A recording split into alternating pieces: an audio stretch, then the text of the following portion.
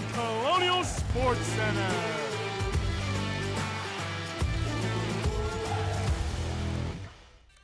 Hello and welcome back to another edition of Colonial Sports Center.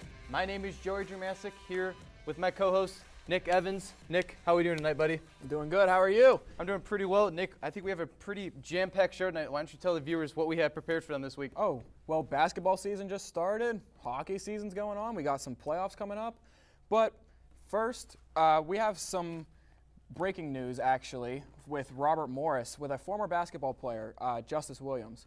So while both teams on campus have kicked off their season, former Colonial basketball player Justice Williams will not be joining his team. Last Thursday, Sports Illustrated reported that the current Western Michigan player was under investigation by the NCAA as the latest person of interest in the national basketball gambling scandal. The former LSU transfer was the latest player to be named in the probe involving multiple schools and players, and may also be linked to the federal investigation that has involved multiple NBA players. Western Michigan also announced he would be apart from the team due to, quote, events that preceded his enrollment. Williams didn't play at all last season as the Colonials went on to win the Horizon League championship, citing a foot injury as the reason he missed time. But prior to last year, Williams was a prominent figure in the Colonials lineup. In his one season playing, Williams averaged 12.3 points and 2.5 assists, along with 3 rebounds a game. Robert Morris Athletic Director Chris King released a statement regarding the information, reading, quote, RMU has been made aware by the NCAA of an investigation involving Justice Williams, a former member of our men's basketball program, for actions that may have occurred during his enrollment at RMU. Robert Morris has been and will continue to cooperate fully with the NCAA and all relevant authorities in this matter. As this is an ongoing investigation, we will not offer further comment at this time, end quote. We're still awaiting information and comment from RMU Athletics and Williams himself. Joey? Yeah, it's sad for what he a promising player that the Colonials had, and now he's obviously into some trouble here. But speaking of the men's basketball team, they started their season last night against the Iowa Hawkeyes in Iowa. We have some highlights prepared for you, so let's take a look at how the Colonials did in their first game. About 1 minute in, the Colonials are going to give the ball down to Nicholas Chitakustis down in the paint. He's going to give a little fadeaway jumper, and Nick, that's a nice three there. I mean, the game started out with a lot of foul trouble, and Iowa's getting a lot of their points at the free throw line. So RMU really had to battle through that and get some of these tough points here. Yeah, they started with their 3 throws, but then as the game kind of progressed, they started to get in their offensive rhythm. We saw their former Horizon League Player of the Year, Alvaro Fulgaris, with the big 3 there. Yeah, you know, all RMU fans were looking to see Alvaro come on the court, and he did not start the game. He came off the bench, but he's a prominent figure on that team, I feel like, and he will be a starter. He's just got to break through. New coach from Drake, which actually RMU will be meeting soon. Actually, their next game. Yeah, tomorrow night. And you see just Alvaro once again just making an impact. Sloppy play by the Colonials, you know. You're not going to win games against big teams like that if you're giving over the ball, because those teams do not let you breathe. No, and you mentioned sloppiness. The Colonials just had too many turnovers this game. That was really just a story of the game, and we see here a Ryan Prather 3, but just all throughout the night, just so many turnovers by the Colonials. Hawkeyes outscored them in the turnover battle, 33-7. Outscored them, out-hustled them, out-bodied them. They even outbrained them, you know. RMU's mental mistakes we've obviously talked about, but this is just a very well-coached Iowa team, and there's another sloppy play right there down the court, and these guys are going to make you pay, always. Sloppy plays for the Colonials led to big plays for the Hawkeyes here. But, you know, there were some promising moments. You know, there Hill getting around the Hawkeye defender. Yeah, I mean, these are stuff that you got to look forward to when you're playing in the Horizon League. I mean, you won't see a team like Iowa again until if you eventually make March Madness, which, in my opinion, don't book it. I mean, the Colonials just did not show me enough fight last night. They looked very rushed. They looked very frantic. It was just not the. I mean, Robert Morris last year, did they start off? Yeah. well? Oh no. I mean, they took on the West Virginia Mountaineers last year to start their season. They went down 20. They went on a 29-0 run. So a lot of kind of the same story for the Colonials to start their season this season as it did last year. Yeah, and the new transfers are still settling in. You had a lot of guys leaving the transfer portal. Obviously, Fulgaris, Marian Dickerson left. I was very impressed with Chitty last night, though. I think he was a pretty good big there in the paint. Yeah, and ending the game with a few threes there, as we see here, Iowa took down the Colonials 101-69. So not the result that the Colonials wanted, but might have been a little bit expected. Yeah, that's one you can put in the back of your brain. I mean, you can say it's Iowa, and it's a good team. Okay, Robert Morris can still be a good team in their right. Mm-hmm. They're not a big school. They're not Iowa, but. Who did have some success in their last game? It was the women's basketball team playing UIC, the Flames. It was a very good performance. I was very impressed with Aislinn Malcolm, the transfer. She was from Pitt, right? Yeah, and let's take a look here how the women's basketball team did in their first game of the season. Yep, right off the tip-off here. The ball goes to Aislinn Malcolm inside the paint, drains it. Aislinn Malcolm. She's a sharpshooter. Yeah, a name that was said a lot in that game, especially here in the first half, getting the Colonial started right away. Yeah, she's really helped this team, and this was a play I was very impressed with here. With it was Lake Fields? Great. Yes, Lake Fields. Lake Fields got the up and down the court, offense and defense. You going up and down the court like that, that's very, very impressive. That's a lot of hustle and that's a lot of fight that the RMU team definitely needs. And also that being a freshman, that shows that Coach McCabe is really kind of driven in hard work and a lot of determination in this Colonial team early in the season. Yep, something else I like to see here was Bailey Coons. Bailey Coons, number 34 here with the ball. She was a very, very tough task for UIC in the paint. She was a factor for RMU for sure in this game, and she was drawing fouls. She was getting the layups. UIC had no answer for her at all in the paint. No, the former Laker from Mercyhurst really imposed her will early down in the paint, as we saw there in some of their highlights. Yeah, with how impressive RMU was playing, though, they didn't really step away from this until the second half. They were actually losing for most of the first half. This was a good little lay right there. Nope. No, missed that one, but she Faked. got her own rebound. Get to there, fake one, fake two, left-handed layup. The score for the 6-year senior, Jada Lee. Yeah, very, very impressive there. You know what they say, if you don't get it once, try again, and she did. Yep, she did. And there's the transfer, Eva Livingston. Get the and one look. She's hyped. Bailey Coons is hyping her up. They're both transfers in, making huge impacts for the Colonials right away. Yeah, RMU was really spreading it out with points. There was 10 different Colonials that got on the score sheet. There's a lot to be impressed with this team. This is a very, very great showing against UIC. And Malcolm with another three there. She was just on fire. I know you talked about it early in the first half, in the first quarter for them, but she was just really on fire, the Pitt transfer. Oh, yeah. And at this point in the game, RMU's pulling away, and they're just flexing on them. They're just imposing their strength. They're showing we are the better basketball team, and this is our game, and we are not going to get off the gas. Just pulling up from anywhere at this point, It was, if I was UIC, I'd be getting back to my drawing board immediately. Yeah, what's impressive about it is that the Colonials only had 3 players from last year's team, and, getting their first win in the fashion how they did, 78-63, it's pretty impressive for Coach McCabe, don't you think? That's very impressive. She talks very highly on these players, and Aislinn Malcolm, obviously coming in, has motivated the team. She shot the lights out.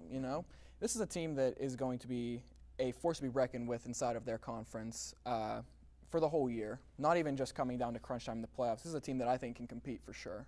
They were ranked number 2 in the preseason poll for the Women's Basketball League. But let's go over to the gridiron as the football team took on the Stonehill Skyhawks. Let's take a look at how the Colonials fared in this one. We see here a 20-17 victory for the Colonials, up 7-0 early in the first quarter, but then the Skyhawks would obliterate the Colonials defense, scoring 17 in the second quarter, and then for the rest of the way in the second half, it was all Colonials, getting them their second win in a row. Yeah, and Shine had a great performance, 28 carries, 122 yards, followed up that big game against St. Francis where he also had around the same yardage. He was over 100 yards. Something a little frustrating for the Colonials, the passing game, still not connecting here. Only completing 9 out of 22 passes, that's never gonna be a winning formula for your team, but it did get it done in this game. Yep. And Chaz Milton continues to be a bright spot in the passing game, 3 catches, 57 yards, and a touchdown.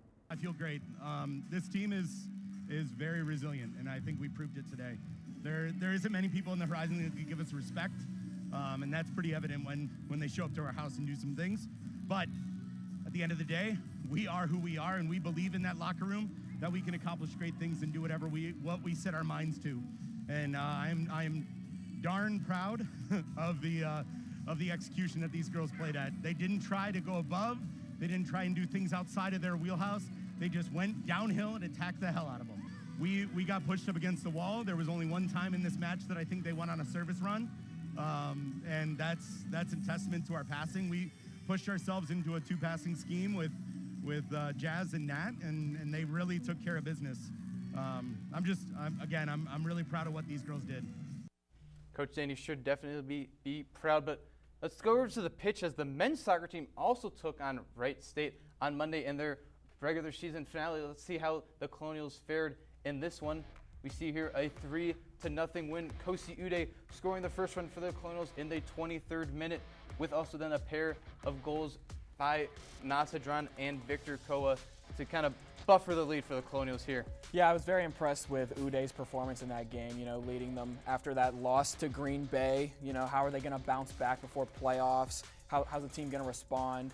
Team that's not winning games but not losing them, and they pick up a win. I think that's a really good statement before going into the playoffs there.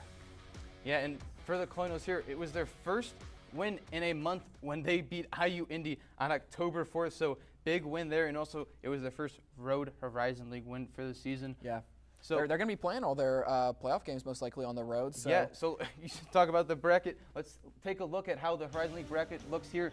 You see the number 3 seed Green Bay takes on number 6 Oakland, and down at the bottom, number 4 Milwaukee takes on the Colonials.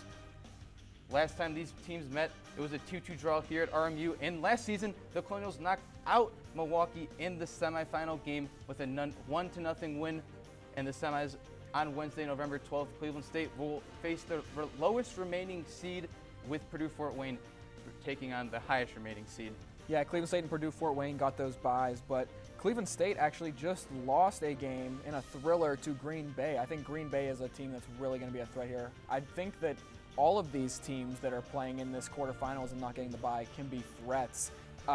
Maybe minus Oakland. Oakland has 3 total wins on the season. I don't really think that should be a problem for Green Bay, but I think Green Bay is going to make some noise here in this. RMU's not losing games, and defense wins games. And when you're in playoff matches that are tough, and you're getting down to the tired moments of the game, if your defense is rising up, you get the edge.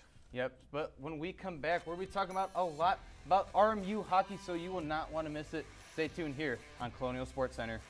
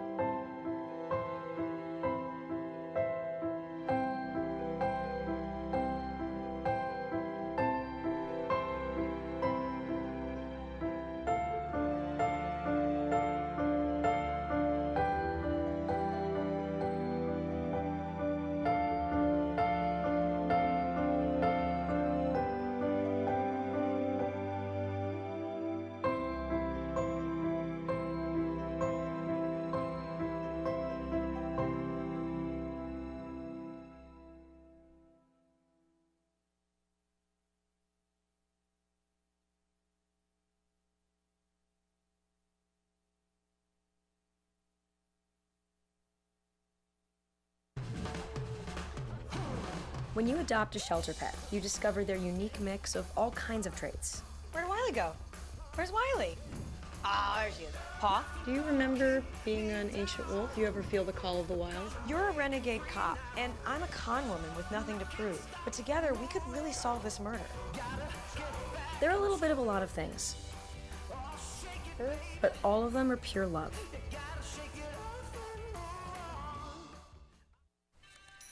Welcome back to Colonial Sports Center. The men's hockey and women's hockey teams were in action this weekend. Let's see how they did, starting off with the men's hockey team.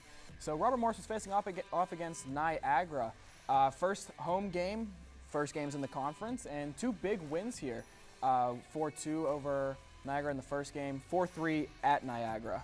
Yep, you see in the first game, Tanner Klimpke getting his 2 goals. You know, the real star for the Colonials, showing Niagara what he has to offer for this Colonials team. There in the second game, McDonald there with 2 assists, and the goalkeeper with 39 saves. Yep, they'll be meeting up against LIU this weekend. Let's look over at the women's hockey team for their performance. Yep, the women's hockey team took on number 6 Penn State, and unfortunately for the Colonials, they fell in both games 4-0 against the strong Nittany Lions. Yeah, death taxes and the Penn State Nittany Lions being a powerhouse in women's hockey. It's just, it's every year, you know. Robert Morris, at least only 4 goals, you know.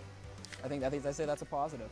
Yeah, only 4 goals in both, but honestly for hockey, that's a pretty big number. And you'll see GM Treacho in the first game, 7 shots on goal. In the second game, Phillips with 42 saves. Kind of good stats against a pretty good Big Ten yeah, team. the shot totals were ugly. I mean, Penn State had, in game 2 alone, Penn State had 46 shots compared to RMU 16. It's just peppering.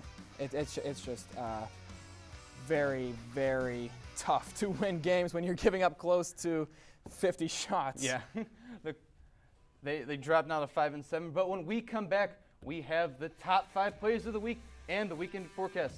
So stick around with us here on Colonial Sports Center.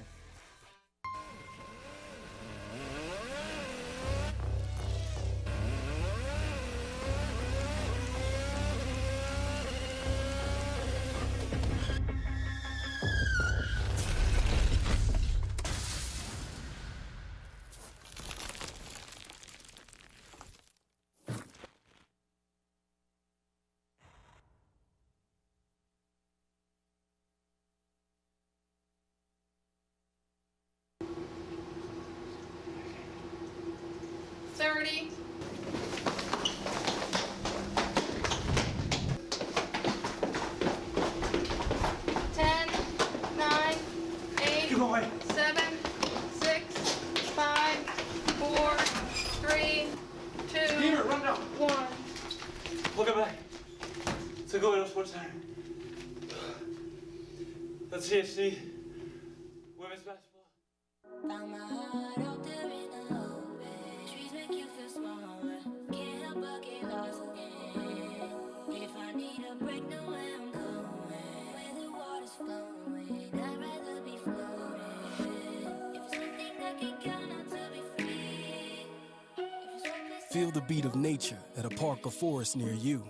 Find a forest and music inspired by nature at discovertheforest.org.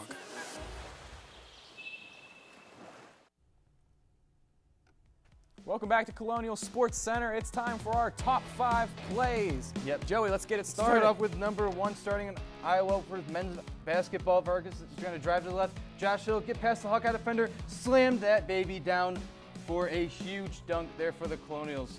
Wow, that's just a man.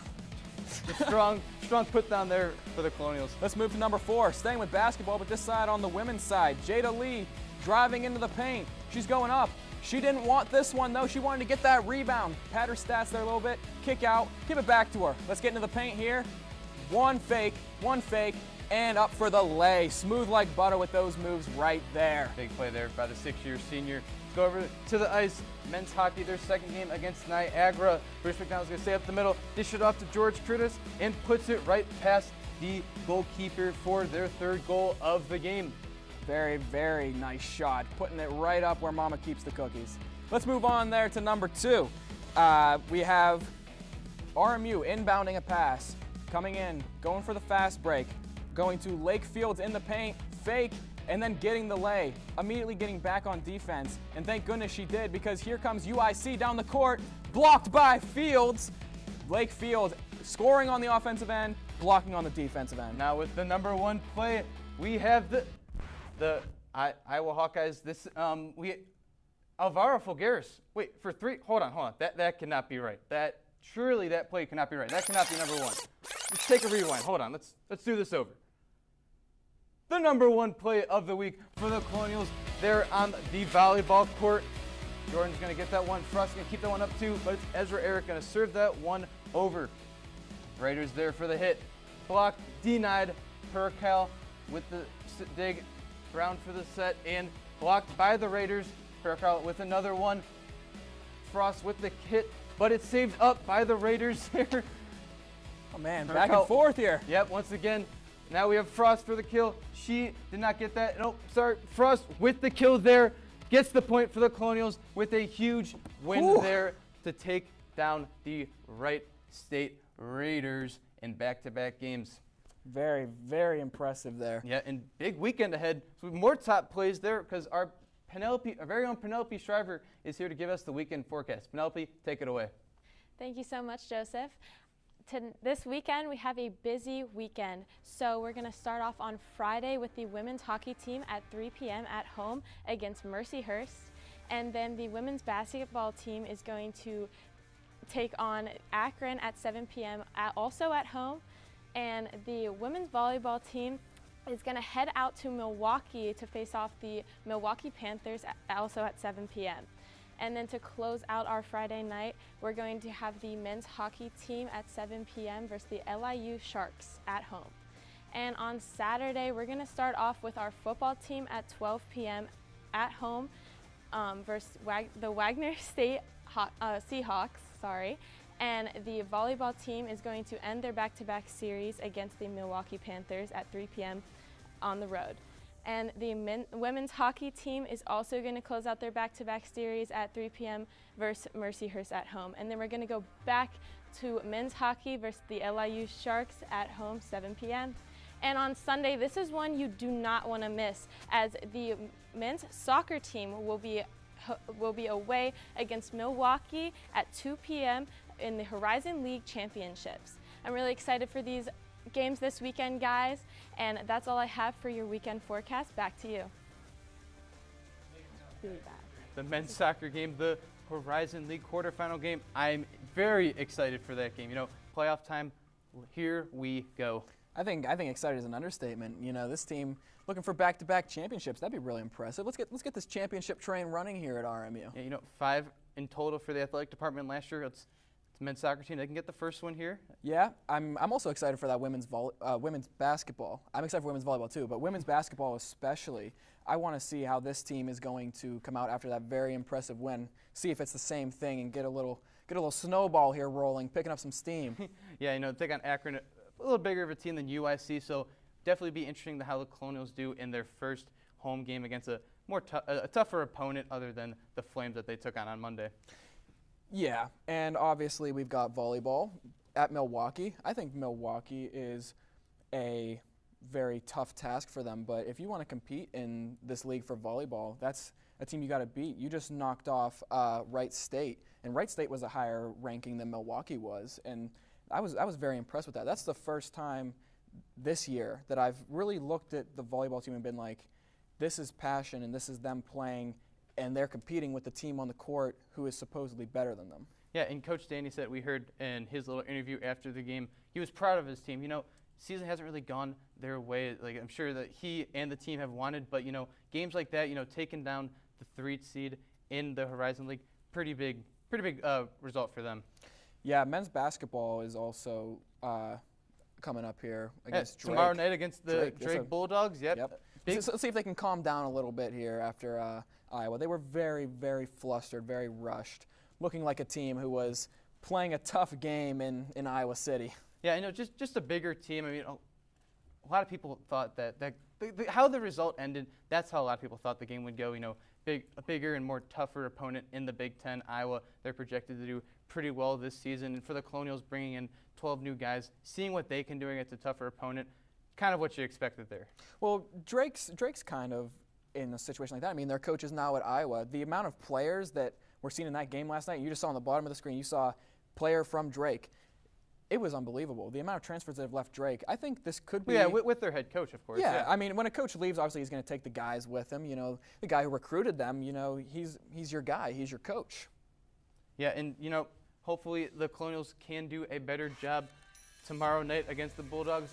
That's all we have for Colonial Sports Center. Thank you for tuning in. And until next time, I'm George Masick and Nick Evans.